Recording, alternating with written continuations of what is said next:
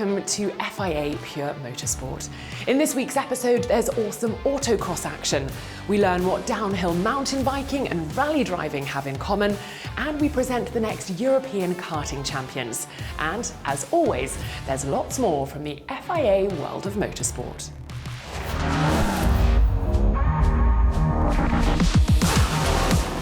The FIA European Rally Trophy is truly the most accessible international rally competition, created to meet the exceptional density of rallies and drivers in Europe. The ART is made up of 7 regional series. One of the regional series is the Central Rally Trophy. Its 8 rounds take place in Germany, Austria, and Eastern Europe.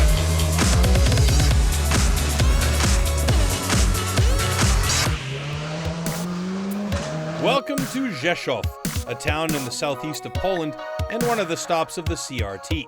The residents are always looking forward to their rally, and the 30th edition didn't disappoint. Day 1 consists of 6 special stages, and the teams must cover almost 85 kilometers. And from the start, the teams are facing big challenges and extremely difficult conditions. The day starts with heavy rain that washes a lot of mud onto the roads. Then it clears up, so the teams can only second guess what kind of road surfaces they'll be dealing with. The whole spectrum is represented from dry and grippy to wet and super muddy and extremely slippery. This poses great challenges for many drivers, but most overcome these difficulties, and it's an action-packed first day at the Rally Rzeszów.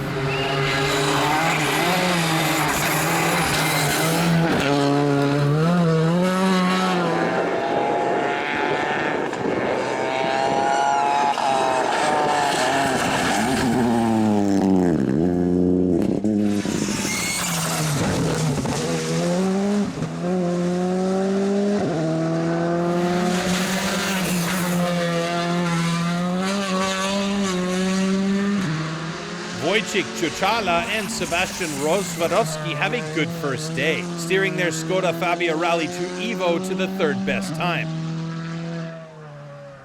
But the battle for the top spot is turning into a duel. Mikołaj Marcik and Simon Gospodarczyk in their Skoda Fabia Rally 2 Evo are winning 3 of the 6 special stages. They show a great performance and cope very well with these difficult conditions.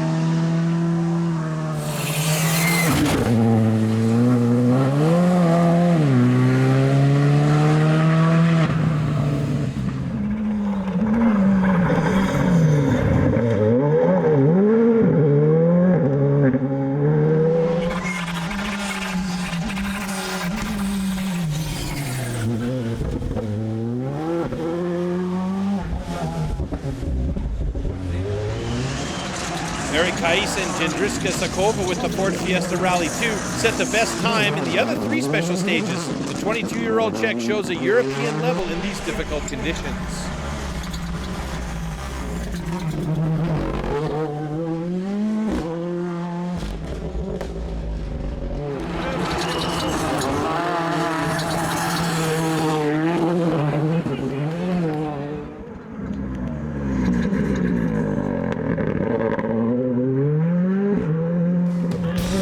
Cais and his female co-pilot take the lead after leg 1, but they're just 24 seconds ahead of Mikołaj Marcik. Wojciech Ciuchala is in 3rd place. For sure, it's really challenging, but for me, it's that I like it. So for me, I'm really peace and really prepared for the rain. So when it's raining, I'm always happy. On the 2nd day, the conditions are perfect. 5 special stages and almost 68 kilometers lie ahead of the teams. Grzegorz Zip and Michael Boradzic had an accident during testing and finished day 1 in just 5th position. But on day 2, they are in attack mode and steer their Skoda Fabia Rally 2 Evo up into 3rd place. A great comeback. Mikołaj Marcik and Simon Gospodarczyk are doing everything to reduce that 24-second deficit. The Polish team wins 2 seconds and puts a lot of pressure on the young Czech team in 1st place. But Erik, Cais and Jędrzejczyk keep calm and have an almost perfect leg 2. Every time Mikołaj Marcik reduces the gap, they have exactly the right response. The Czechs are sealing their triumph by winning the last power stage and become just the 6th foreign crew in the list of winners of the Rzeszów event.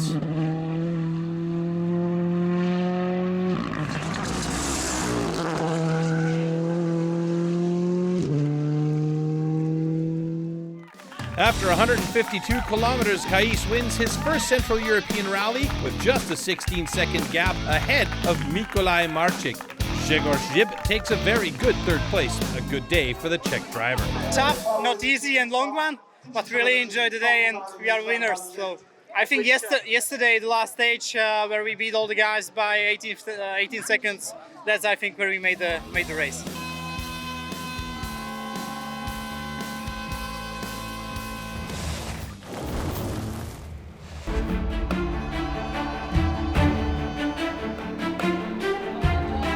The win in Rzeszów was the first victory for Erik Cais in the FIA European Rally Trophy event, the biggest success so far in the 22-year-old's both short and unusual career. And not a bad performance for someone who has spent a major part of his life not in a car, but on a mountain bike.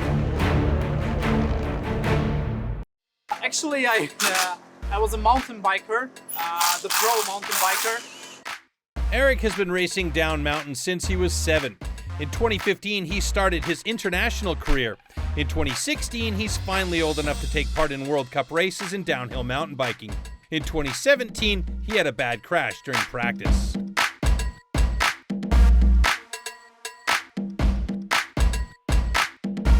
I fell off at my 18th birthday, and at hospital I said to my dad, who is also an ex-rally driver, I told him that, okay, now it was enough biking.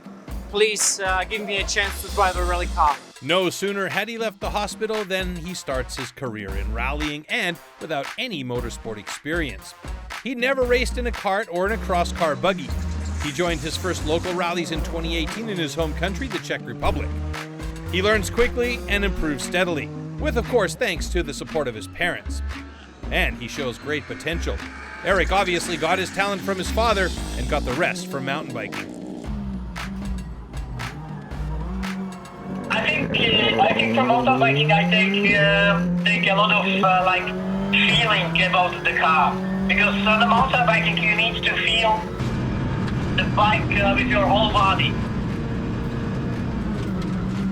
If you put this into car and you try to feel the car with all your body, not just with your hands or head or eyes, I think that's much more important, because then you feel if you have a flow, if you are losing the time sometimes, or something like that. And also what is really good for mountain biking is the discipline, because on a bike you are training really hard.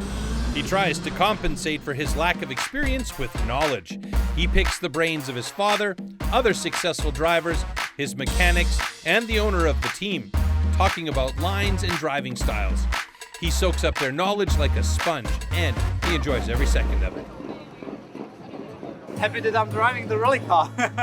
I'm trying to do my best to be the best in the world and to reach my goal. One day, Erik wants to sit in a WRC car and compete with the best drivers in the world. That's what he did when he was competing in mountain bike downhill races, and he is as hungry for success in rally as he was in his former life as a mountain bike pro. He still loves the outdoors and enjoys being in the mountains, but his new center of his life is now on the road. For me, it's my job, my passion, and also my hobby.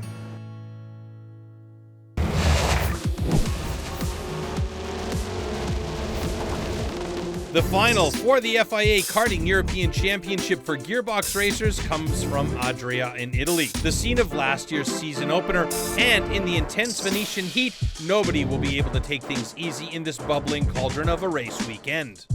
With both KZ and KZ2 categories reaching their climax, there's plenty of action on the horizon and many battles to be won.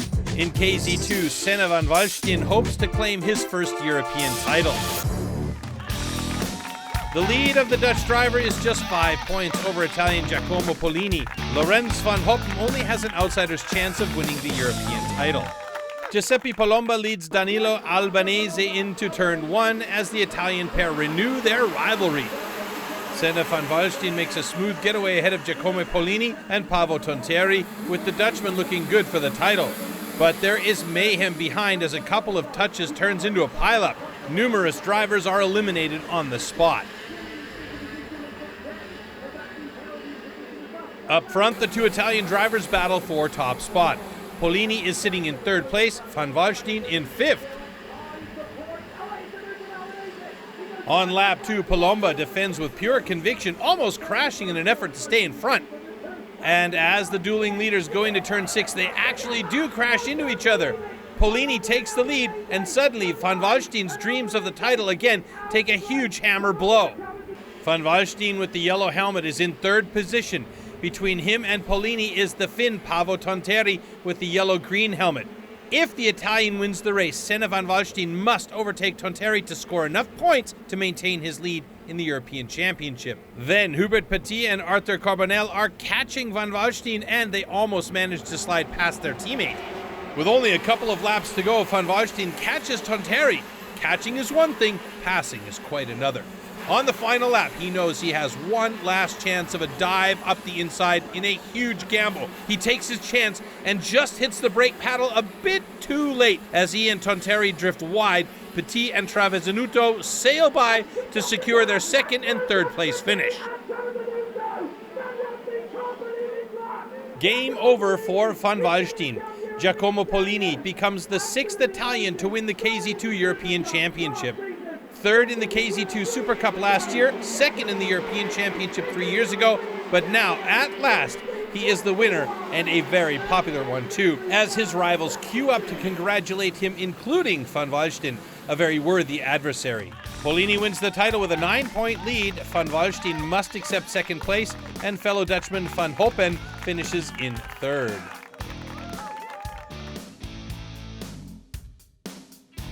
The race for the European title is even closer in the KZ category. Emilian Dehner has just a 1-point lead over Riccardo Longhi, and Alex Irlando has also good chances to win the championship. In a dramatic start, Matteo Vigano and Victor Gustafsson bang wheels, allowing Paolo Ippolito clear passage to the lead of the race. Pedro Hildebrand places his kart in third around the outside of turn 2, while sadly Mirko Torsellini and Lorenzo Camplese are spat off the circuit. Championship contender Emilian Dehner is boxed in, but he is ahead of Riccardo Longhi, and Vigano isn't leading. So for now, he's safe and still looking good to become the European champion.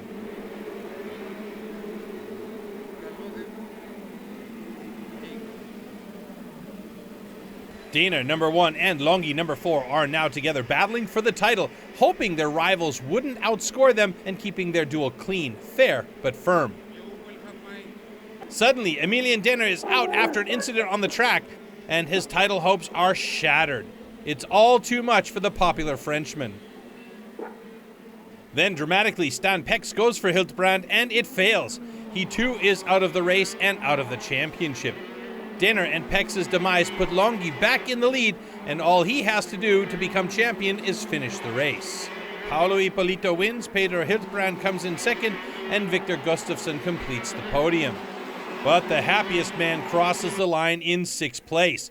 Riccardo Longhi becomes European champion, the first Italian to do so for 4 years. Triumph for Longhi, heartbreak for Dehner. Hildebrand finishes the season in 2nd place. Paolo Ippolito finishes 3rd thanks to his victory here today.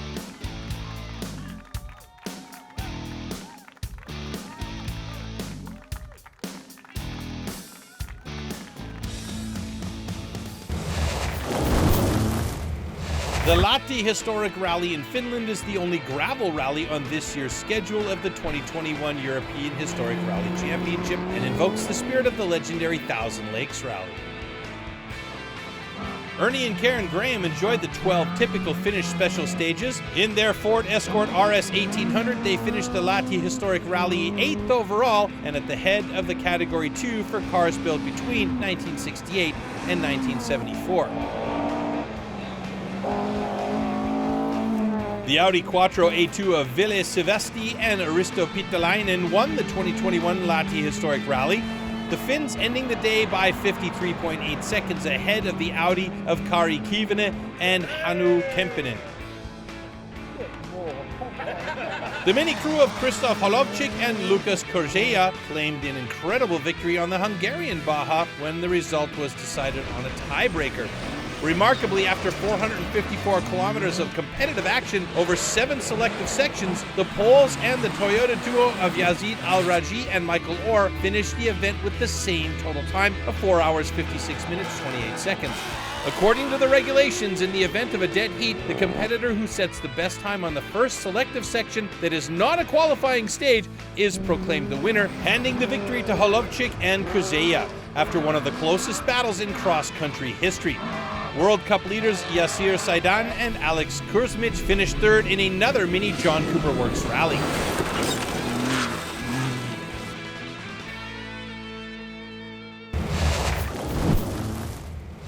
The stops of the FIA European Autocross Championship take place all over Europe. The teams must transport their families, their buggies, and material over hundreds of kilometers and many borders. But there's one thing they don't have to worry about: their tires. This issue is in good hands. Cooper Tires is the exclusive tire supplier to Autocross. To every event, they bring not only 4 members of the staff and between 440 and 900 tires, but also a service that is very well received by the teams. We have a mix between the drivers and the teams that are used to us by now, where they just send us a message and saying, can I order my 6, my 8, my 10 for the next round, versus ones that are now very much on side with the service we offer, where they come up on the day and say, hey, I need 6 of these, and just work with the spec numbers that they need as well. And then the work for the on-site crew starts.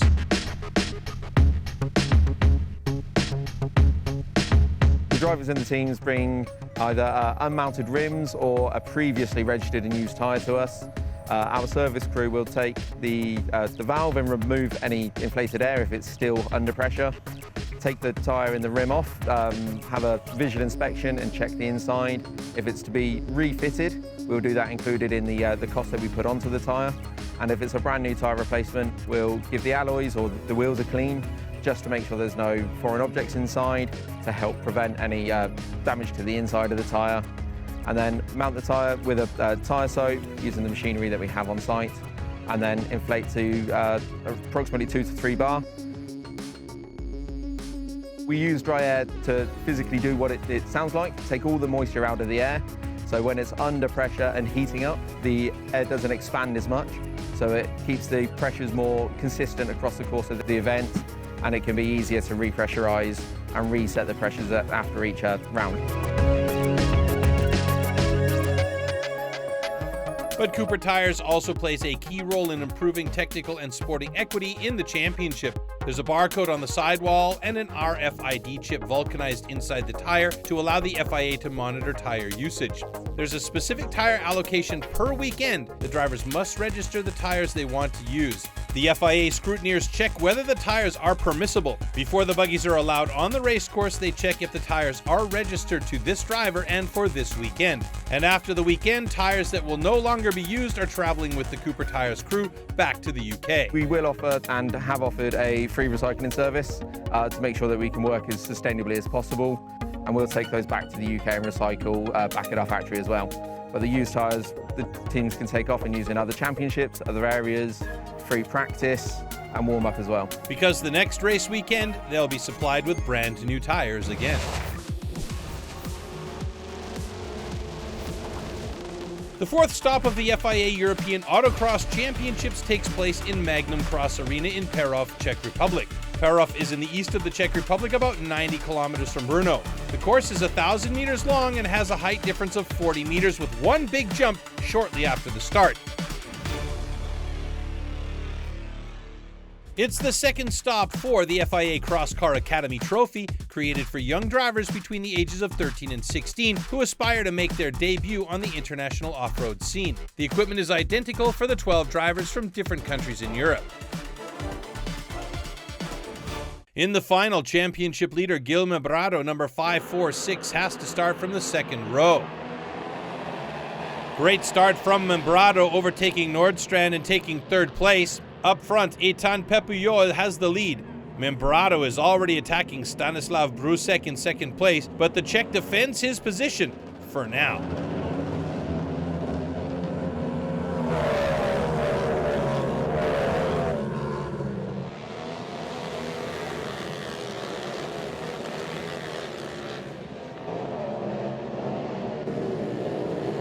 When the trio passes the start line for the first time, Membrado makes his move and passes Brusek and Pepiol, who is also overtaken by the Czech driver.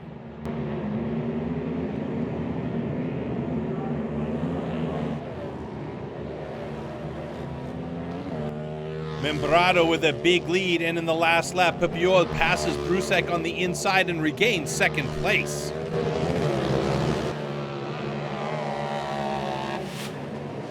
The second victory in the second race for the 13-year-old super talent. After a tough battle, Eitan Pepiol finishes in second place. Stanislav Brusek completes the podium in third.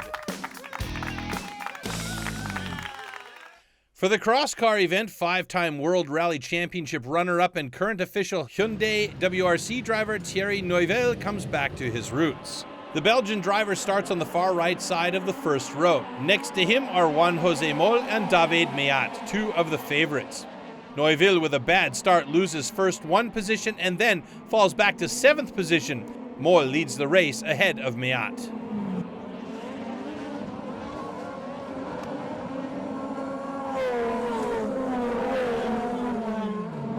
With 3 laps to go, Neuville must retire. An unfortunate weekend for the WRC driver. At the front, it's a 3-way battle for victory. Moll against the 2 Frenchmen, Meat and Molny.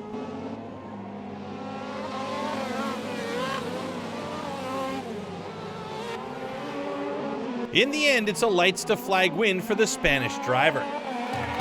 Swapped roles to the first stop in France. This time, Juan José Moll is on first place and David Meat second. Molny also on the podium in third. Kevin Peters has been the dominant driver of the qualification for the Buggy 1600 final. And the driver from Luxembourg with the yellow-white car in the middle has the best start, and he immediately pulls out to a solid lead.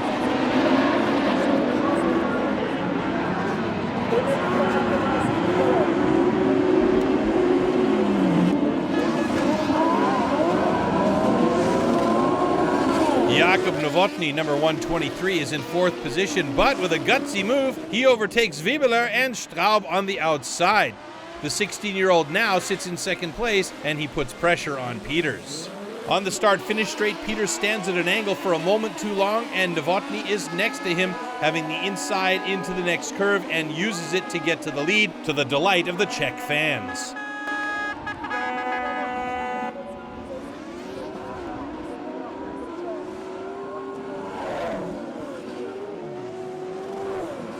While Novotny extends his lead, Peters gets pressure from Wibeler but stays in front.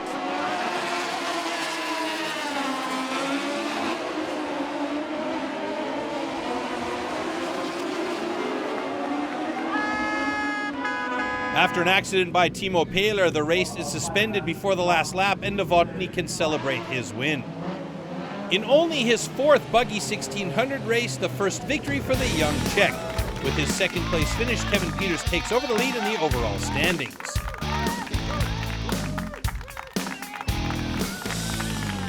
The Super Buggy final is the last race of the day. Czech driver Peter Nikodem in the blue and white and red buggy has won all qualification heats. Next to him starts his compatriot Radek Jordak. Latvian driver Ervins Grenčius completes the front row. Nikodem stays in front of Grenčius as he takes 2nd position.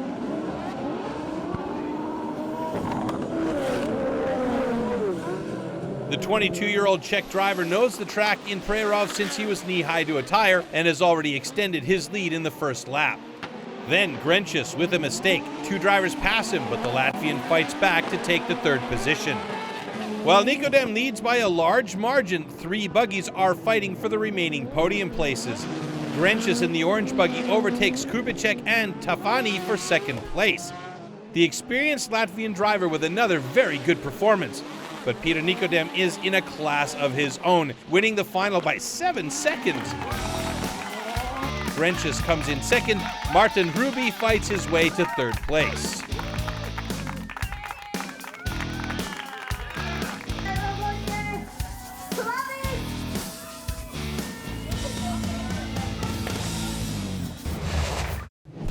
That's it for today. On the next episode of FIA Pure Motorsport, we'll be at the Red Bull Ring for the next stop of the Formula Regional European Championship. We'll have all the important scenes from the second stop of the European Truck Racing Championship in Zolder. And we'll present you the very young drivers of the FIA Cross Car Academy Trophy. Till next time, take care everybody and ciao.